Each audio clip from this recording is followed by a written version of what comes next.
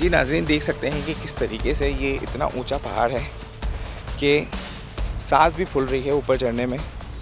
और कहा जाए तो ये पहाड़ हमारा ही है, क्योंकि हम टैक्स पे करते हैं गवर्नमेंट को, और ये गवर्नमेंट अगर तफरीही मकाम बनाती है तो हमारे लिए बनाती है।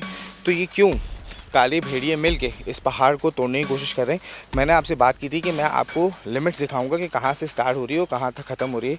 आइए मैं आपको दिखाता हूँ वो लिमिट्स क्या है।